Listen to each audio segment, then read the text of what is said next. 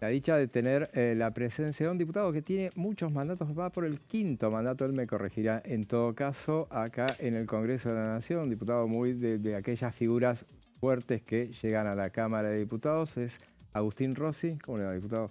Cuarto. ¿Cuarto mandato es? A ver, yo 2005-2009 es uno, 2009... 2005-2009 uno completo, Ah, 2013. 2009 al 13, 2013 sí, lo interrumpí casi finalizando claro. mediados del 2013 para ir de ministro de Defensa. Volví 4 años después en el 2017, volví a interrumpirlo ese mandato que era 2017-2021 en el 2019 Claro. porque fui de vuelta ministro de Defensa y ahora, digamos, la cuarta vez que me eligen, pero tengo 2 mandatos hechos por la mitad porque fui al Poder Ejecutivo. Así es. Y ahora le toca la característica de este. Ha sido presidente durante buena parte. Hasta ahora siempre fue presidente Sí, del es la bloque, primera vez que soy diputado y no siendo presidente del bloque. pero está de presidente una persona que está muy Sí, sí, sí, cercana trabajamos juntos hace muchos años con Germán. Y comparo con lo que fue 2017, o sea, le toca de nuevo volver a retomar la Cámara de Diputados en un lugar donde, bueno, en un mitad de mandato, un mandato vigente, un mandato no peronista, Ujú. justamente. ¿Qué diferencia o qué similitudes se encuentra entre lo que encontró en 2017, justamente haciéndose cargo del bloque en tiempos de Cambiemos, y ahora en 2025? Volviendo a la Cámara de Diputados en mitad de un mandato también no peronista. El bloque del peronismo es mucho más compacto ahora que en el 2017, digamos. En el 2017 el peronismo estaba dividido entre Unidad Ciudadana, Peronismo Federal y el Frente Renovador. Hoy casi todo eso está bastante unido, digamos, ¿no? Teníamos un poco más de 70 diputados, hoy tenemos 93 diputados, ya que somos un bloque más fuerte, si bien el oficialismo también tiene un bloque fuerte, digamos, ¿no? Sí.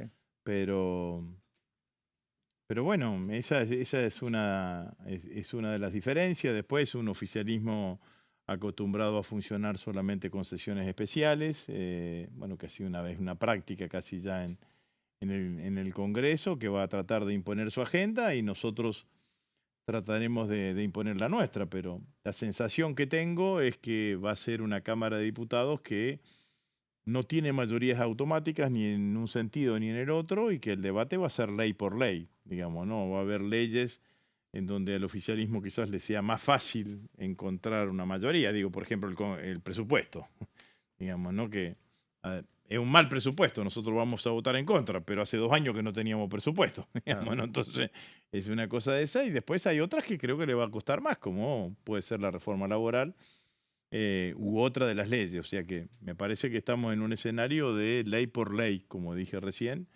en donde se van a ir tomando las posiciones y se van a construir las mayorías según la calidad de la ley que se esté tratando.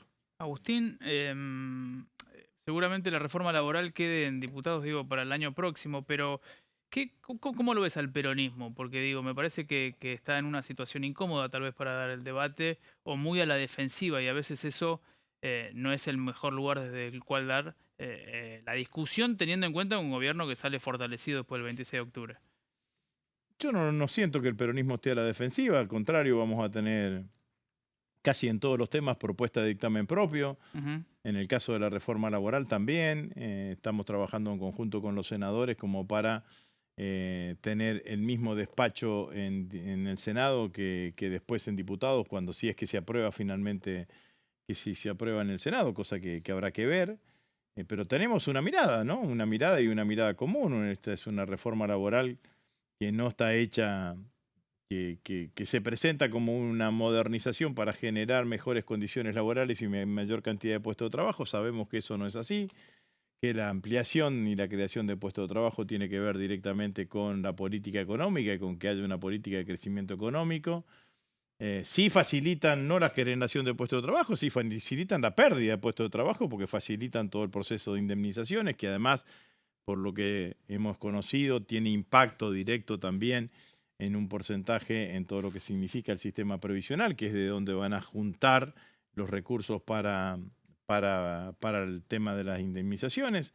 Bueno, pero nosotros tenemos una mirada distinta. Nosotros creemos que hay que los trabajadores de plataforma, hay que ir a un escenario de que en donde los plataformas se les reconozca la relación de dependencia a los trabajadores de plataforma con una cantidad de derechos que tienen el resto de los trabajadores en relación de dependencia. Queremos poner en discusión la posibilidad de que los monotributistas cobren aguinaldo. Ustedes saben que el gremio de esta casa, digamos APL, consiguió que los monotributistas del Congreso empiecen a cobrar aguinaldo también, digamos, ¿no? Me parece que es un hecho importante y me parece que tiene que ser extensivo al conjunto de los trabajadores. Hay que discutir el achicamiento de la jornada laboral. Nosotros tenemos una recomendación de la OIT de 40 horas de trabajo semanales. La Argentina es uno de los países que tiene la jornada laboral más alta. Así que tenemos una cantidad de propuestas que van en sentido contrario de lo que plantea claramente el oficialismo. Y vamos a dar el debate, digamos, ¿no? Porque me parece que hay que tener la mirada no solamente en los trabajadores que están dentro de la ley de contrato de trabajo, dentro de la LST, sino en todo el mundo del trabajo. Por eso lo de los monotributistas, por ejemplo, como para tener en cuenta y debatir. Agustín, del extenso proyecto, ¿rescata algo? ¿Tiene algún artículo que puede llegar a ser beneficioso para algún sector específico de la economía? Y por otro lado, se presentó hoy el proyecto. No lo terminé de leer, exhaustivamente, por eso no quiero contestar taxativamente. Sí, lo que uno puede prever es la filosofía que tiene el proyecto, digamos. La filosofía que tiene el proyecto es la que históricamente han tenido las reformas laborales o los intentos de modernización laboral de los gobiernos de ultraderecha. De alguna manera, quitarle derechos a los trabajadores en relación de dependencia, maximizar la tasa de ganancia del sector empresario y debilitar la intermediación sindical que históricamente existe en la Argentina, digamos, ¿no? Esa es la filosofía. Bueno, entonces, y de las cosas nuevas no modifican nada, porque a los trabajadores de las aplicaciones les dicen, quedan como están. No pasa, no hay nada. Bueno, y se pueden buscar otras alternativas. Hay alternativas. En España está funcionando de una manera, en Chile, en México también está funcionando de otra manera. El tema de los trabajadores de las aplicaciones. Y así sucesivamente. Ahora, si el único objetivo es ver de qué manera planteo el achicamiento de las formas de indemnización, el tema de las vacaciones también es otra cosa, digamos, ¿no? Si te vas a poder tomar vacaciones de verano solamente una vez cada 3 años, creo que es lo que permite para una familia cuyos hijos no están en escolaridad, es todo un tema, digamos, ¿no? Porque va a estar en vacaciones cuando tus hijos están en la escuela y no lo puedes sacar de la escuela. Bueno, me parece que no es una ley pensada en favorecer al trabajador, no es una ley que va a generar nuevos puestos. No es una ley que va a generar nuevos puestos de trabajo. Los puestos de trabajo no los crean las leyes laborales, sino que los crea la política económica, y esta política económica no está generando puestos de trabajo. En los anteriores bloques habíamos hablado también de que, bueno, las resistencias del peronismo, obviamente, a tener hacia las previsibles resistencias hacia esta reforma. Pero bueno, y decíamos que había quienes sostenían que había que implementar por parte de Unión por la Patria, impulsar una norma en ese sentido. Recordamos también que, bueno, durante la mayor parte de estos 40 años de democracia ha estado el peronismo en el poder y no han impulsado iniciativas. Recién mencionaba, por ejemplo, la reducción de la jornada laboral, que recordábamos en el anterior gobierno, se debatió intensamente acá, pero tuvo despacho y no logró sanción. Y nunca, ni siquiera se notó el esfuerzo de llevarla al recinto ese tema. ¿Por qué esas modificaciones no lo hicieron? Tuvieron las chances. Bueno, se intentó, digamos, ¿no? Obviamente que todas modificaciones de esas características no solamente tenés que lograr el acuerdo parlamentario, sino el consenso en términos generales. Pero a mí me parece que es un tema que nuestros compañeros del movimiento obrero, en el caso de la reducción de las jornadas laborales, lo han venido colocando en forma sistemática, y es un tema que hoy está en discusión en la mayoría de los países de democracia occidental, que tienen jornadas laborales menores que tiene la Argentina. Y después, si ustedes recuerdan, vos seguramente te vas a recordar, en el 2005, la primera vez que yo llegué como presidente del bloque, estaba como presidente de la Comisión de Legislación Laboral un recordado diputado que era Héctor Recalde. Bueno, Sí. en esa época teníamos sesiones ordinarias. En todas las sesiones ordinarias había algo que modificábamos de lo que había modificado en sentido contrario al menemismo, que le había quitado derechos a los trabajadores, Claro. y que nosotros lo volvíamos a colocar en un trabajo enorme que hizo Héctor Recalde en ese momento. Después está la coyuntura, bueno, cuáles son las prioridades. Acá nos ponemos a discutir una reforma laboral que vienen a decirte, mira, con esta reforma laboral vamos a generar puestos de trabajo. Todos sabemos que no se van a generar puestos de trabajo con esta reforma laboral. Sí lo que creemos es que discutimos esto porque no quieren discutir una política económica, que estamos yendo a un camino a la recesión y que no está generando puestos de trabajo. Agustín, ¿cómo está el bloque? Porque digo, se habló mucho de lo que tiene que ver con la salida de los catamarqueños, si los diputados que responden a Zamora se quedaban, no se quedaban. Bueno, finalmente parecía que parecía no, el resultado arrojó que eran 98 diputados, terminaron siendo 93. ¿Cómo está internamente el ánimo? Muy bien. La verdad que hicimos una primera reunión de bloque la semana pasada, ahí se ratificó la conducción que venía, o los tres compañeros que venían ejerciendo la conducción, fundamentalmente encabezados por Germán Martínez. Tuvimos otra reunión de bloque en el día de ayer, planificando de alguna manera todo lo que nos va a tocar debatir en este diciembre a nosotros, que son las leyes que tienen que ver con la cuestión del presupuesto y la cuestión fiscal. Y hoy volvimos a tener una reunión, más específicamente por la cuestión de la ley de reforma laboral o de modernización laboral, porque ingresó hoy para analizar los distintos aspectos y unificar el discurso, pero me parece que es un bloque compacto, es un bloque que tiene integrantes con mucho volumen, con mucha visibilidad. Vamos a hacer una muy buena performance parlamentaria. Se fueron 3 diputados catamarqueños, un tucumano y un puntano, digamos, ¿no? La verdad es que eso no influyó en la condición de primera minoría del oficialismo. Lo que influyó en la condición de primera minoría del oficialismo es el ejercicio de Pacman que hizo sobre los bloques del PRO y el bloque de la Unión Cívica Radical, que están en sus mínimos históricos, el bloque del PRO y el bloque de la Unión Cívica Radical. No descalifico, simplemente describo, digamos, Sí, ¿no? está claro. Es un dato. Una cuestión de esas características, pero nosotros vamos a estar bien y vamos a hacer un bloque importante y bueno, obviamente que vamos a intentar tener un buen diálogo con todos aquellos bloques que no funcionen en la órbita del oficialismo, de manera tal de ver, de también nosotros tener posibilidades en algún momento de construir mayorías. Y la ida de los diputados de los bloques, la verdad que es una cuestión menor. Lo importante es que ese diputado que ingresó por Fuerza Patria no vaya a votar con Milei.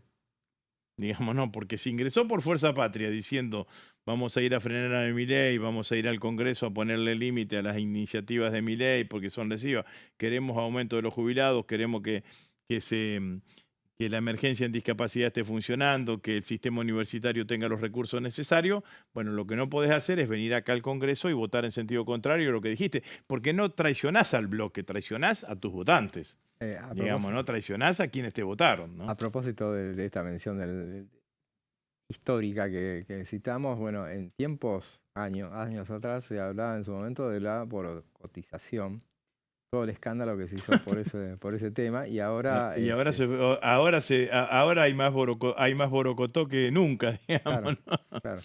Sí, eso sucedió, pero bueno, siempre 2007 en la fue. política argentina y en el Congreso siempre existe la doble vara. Al pobre borocotó lo mataron, lo criticaron, lo descalificaron y todo ese tipo de cuestiones. Y a los 18 diputados que yo tenía en el bloque en el año 2008, cuando votamos la resolución 125, que votaron en contra de la resolución 125 y que además se fueron del bloque a armar otro bloque, nadie dijo nada. Es así. Agustín, ¿cómo ve a los gobernadores? Yo tengo en general intento tener una mirada comprensiva. Sé que la situación en cada una de las provincias no es una situación fácil. Sé que el gobierno no es un gobierno generoso al momento de enviar recursos fiscales para las provincias. No es un gobierno que le preocupe el sistema federal. Sé que el gobierno extorsiona, utiliza claramente el poder económico que tiene como para tratar de extorsionar y lograr voluntades adeptas, ya sea tanto en la Cámara de Diputados como en la Cámara de Senadores.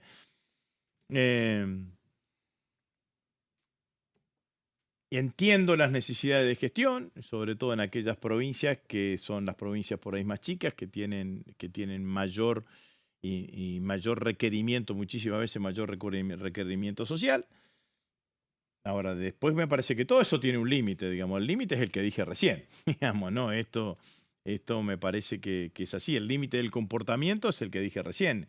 El límite del comportamiento es decir, bueno, si yo hice campaña defendiendo determinados valores, determinados intereses, determinadas propuestas, no puedo venir acá al Congreso y votar en sentido contrario de esto que venía defendiendo, digamos, ¿no? Pero bueno, no es la primera vez que pasa tampoco.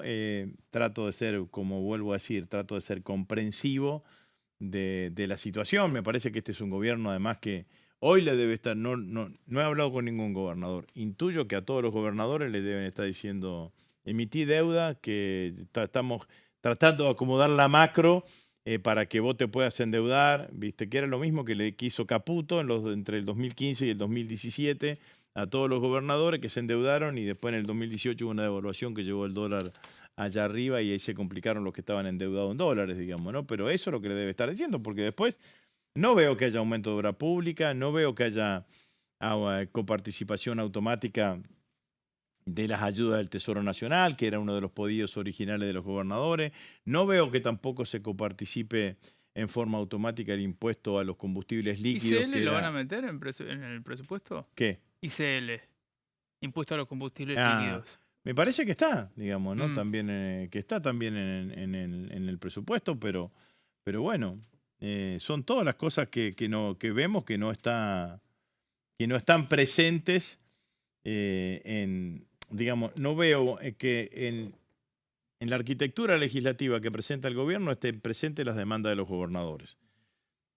Que puede haber negociaciones por otro lado, que puede haber negociaciones por afuera de esto, bueno, pero hasta ahora eso no se ve, y tampoco se ven las cosas que pudiesen suceder absolutamente por afuera, porque no veo que haya financiamiento para las cajas previsionales.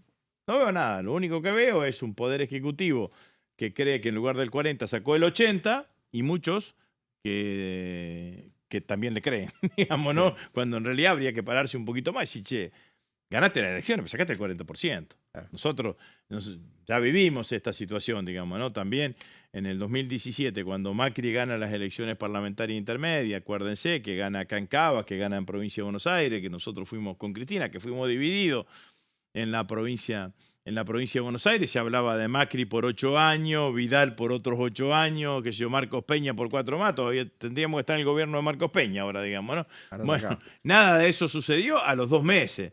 Entonces, hay que esperar realmente y tener la frialdad y saber qué es lo que uno no tiene que traicionar. Y uno no tiene que traicionar a sus votantes. Si a nosotros nos votaron el 35%, bueno, ese 35% de argentinos que nos votaron porque creen en la educación pública, en la salud pública, en la producción, en la industria, en el trabajo, en la movilidad social ascendente, en la justicia social, en la soberanía, en una política exterior independiente. Bueno, en todas las cosas que nosotros hemos venido diciendo durante todos estos años. Bueno, lo que no podemos hacer es traicionar a ese 35%. Estamos acá para representar a eso. Y además, el resultado electoral colocó al peronismo con una obligación democrática, que es construir una opción, una alternativa democrática, porque la democracia se hace, se nutre de la alternancia. Y bueno, ¿quién va a construir la alternativa a Milei? El que tiene que construir la alternativa a Milei para que los ciudadanos argentinos digan este o este es el peronismo. Diputado, le agradecemos mucho su No, presencia muchas acá. gracias a ustedes por la invitación. Gusto realmente estar con usted y bueno, bienvenido de nuevo a esta cámara. Muchas gracias. Y ahora vamos a lo que se acaba de difundir, la inflación de este mes. A ver, vamos a ver el número. Estábamos al aire En vivo. y entonces, a ver, en vivo, 2,5 noviembre.